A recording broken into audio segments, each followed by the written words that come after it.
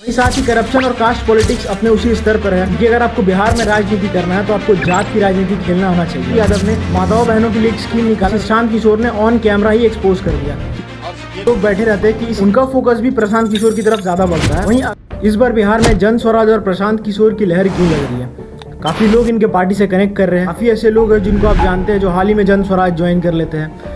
तो इतनी कम टाइम में जन स्वराज ने ऐसा क्या किया है और प्रशांत किशोर ने ऐसा क्या पॉलिटिकल स्ट्रेटेजी अपनाया है जिस वजह से काफ़ी लोग इनसे कनेक्ट कर रहे हैं। आज उसी बारे में डिस्कस करेंगे इस पूरे वीडियो में। इसमें सबसे पहला रीज़न है एंटी इनकम्बेंसी फटीग। मतलब जो बिहार की जनता है, बिहार की जो पब्लिक है वो थक चुकी है बार बार अपने राज्य की पॉलिटिकल पावर को इस पार्टी से उस पार्टी में शिफ्ट होते हुए देखकर। कभी आरजेडी की गवर्नमेंट आती है और कभी जेडीयू अलायंस की, लेकिन जो मुद्दे रहते हैं वो बार बार एक ही रहते हैं कि हम रोजगार देंगे, हम शिक्षा व्यवस्था सही करेंगे और भी अनेक चीज़। मुद्दे तो चेंज होते रहते हैं लेकिन प्रॉब्लम्स वही के वही बिहार में देखा जा रहा है। जैसे जॉब्स मिसिंग है, स्कूल्स और हॉस्पिटल का कंडीशन उतना सही नहीं है जितना होना चाहिए था। वहीं साथ ही करप्शन और कास्ट पॉलिटिक्स अपने उसी स्तर पर है। जात की जो राजनीति हम कहते हैं वही किया जा रहा है। और ये सबसे बड़ा एग्जाम्पल है जो प्रशांत किशोर है, उन्होंने ना ही अपना किसी जात का वर्णन किया। ये अपने आप में एक बड़ा चैलेंज है क्योंकि अगर आपको बिहार में राजनीति करना है तो आपको जात की राजनीति खेलना आना चाहिए और इसी चीज को प्रशांत किशोर गलत साबित करता दिखा रहे हैं। दूसरा मेन पॉइंट का बात करें तो इनका था मैसिव ग्रास रूट कैंपेन।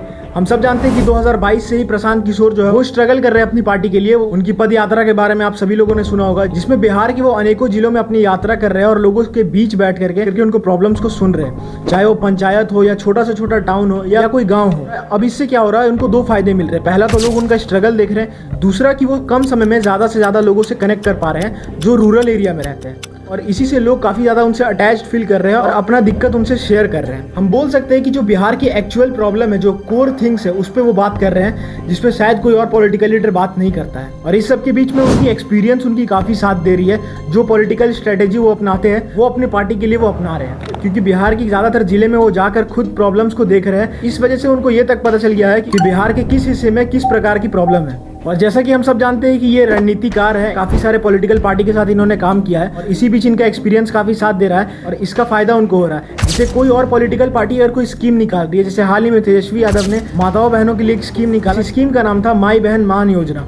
उस स्कीम को प्रशांत किशोर ने ऑन कैमरा ही एक्सपोज कर दिया कि जितने पैसे देने की आप बात कर रहे हो उतना तो बिहार का बजट ही नहीं है। बिहार का बजट है 3 लाख करोड़, उसमें से योजना बजट सिर्फ उपलब्ध है 1 लाख करोड़ खर्च करने के लिए और ये लोग कह रहे हैं कि हम 1.5 लाख करोड़ रुपया दे देंगे माई बहन योजना में।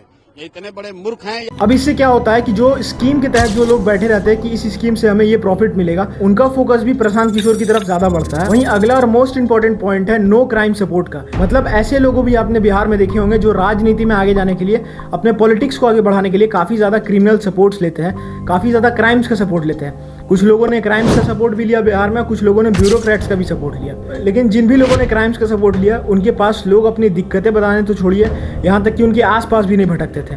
अब साफ बात है कि उनका दहशत इतना ज्यादा हो गया था कि लोग उनके पास आके दिक्कतें भी नहीं बताते थे। वहीं दूसरी तरफ जो जन स्वराज है वो मेन मुद्दों पर चर्चा कर रही है। एक यूनिक क्वालिटी नजर आ रही है इस पार्टी में, जिस तरीके के प्रशांत किशोर बात कर रहे हैं। फॉर एग्जाम्पल कि बिहार की पलायन को रोकना है, मतलब जो बिहार का पैसा है वो बिहार में ही रहेगा, आपको पढ़ना है, जॉब करना है, आप बिहार में रह कर कीजिए। इससे पहले किसी भी और पॉलिटिकल पार्टी ने इस बात को इतना ज्यादा महत्व नहीं दिया था और इनके बोलने के बाद कुछ और पॉलिटिकल पार्टी ने भी इस बात को कॉपी किया। वहीं साथ ही काफी क्लियर और न्यूट्रल स्टेटस है इनका, मतलब कोई भी क्राइम चार्जेस नहीं है इनके ऊपर, ना ही कोई ऐसे पॉलिटिकल लीडर के साथ इनका इन्वॉल्वमेंट रहा है जो क्राइम में रहे हो। मैं न्यूट्रल इसीलिए कह रहा हूँ क्योंकि ये कोई जात की राजनीति नहीं करते हैं। जन स्वराज का क्लियर मोटिव है, हमें एजुकेशन जो शिक्षा व्यवस्था है उसको मजबूत करना है और जन स्वराज ने अपना टाइम पीरियड भी बता रखा है और उन्होंने साफ तौर पर यह कह दिया है कि ऐसा नहीं है कि अगर हम सत्ता में आते हैं तो आते ही हमारा शिक्षा व्यवस्था सही हो जाएगा, ऐसा नहीं। उन्होंने कहा है कि एक लिमिट टाइम पीरियड हमें लगेगा अपने शिक्षा व्यवस्था को बेहतर करने के लिए, क्योंकि सबसे पहले हमें टीचर्स को ट्रेनिंग देनी पड़ेगी और उसी के अकॉर्डिंग हम बिहार की शिक्षा व्यवस्था का नया निर्माण करेंगे। देखिए, मैं ये भी जान रहा हूँ कि अब आपके माइंड में बीजेपी को लेकर के काफी सवाल उठ रहा होगा कि बीजेपी ने भी तो काम किया।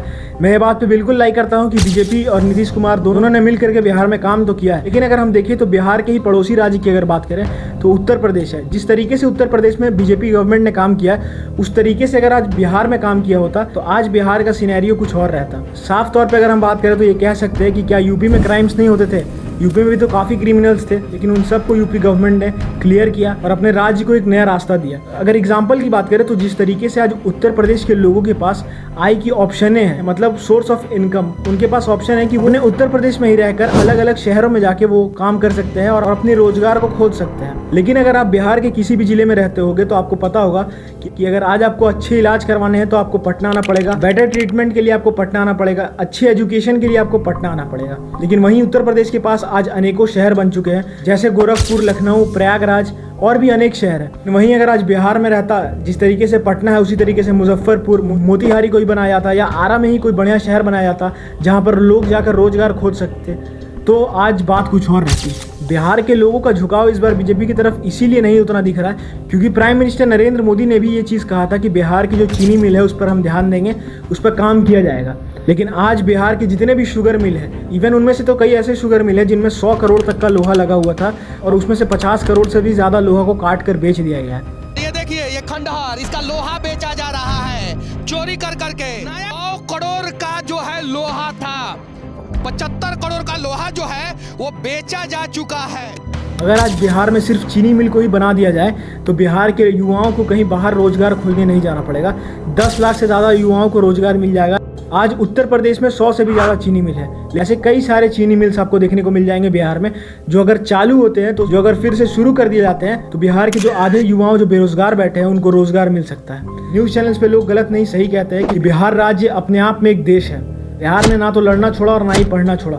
बिहार को अगर किसी ने पीछे किया है तो वो है बिहार की खुद की राजनीति में। तो इसी सब पे जन स्वराज चर्चा कर रही है, इसीलिए आपको एक अलग छवि देखने को मिल रहा है। Last and most important point, जन स्वराज ने काफ़ी कम टाइम में काफ़ी बेहतर सोशल मीडिया प्रेजेंस बिल्डअप कर लिया है, चाहे वो इंस्टाग्राम की बात हो, यूट्यूब हो या फेसबुक हो। इसका मोटिव ही ये था कि सोशल मीडिया प्लेटफॉर्म सबसे ज़्यादा यूथ इस्तेमाल करते हैं, सबसे ज़्यादा युवा यूज़ करते हैं और यही एक मेन पॉइंट बन चुका है जिस वजह से जो बिहार के युवा है वो काफ़ी ज़्यादा अट्रैक्ट हो रहे हैं इस पार्टी की तरफ। और सबसे आखिरी पॉइंट है क्रेडिबिलिटी, जो प्रशांत किशोर ने अर्न किया है अपने पास्ट के कामों से।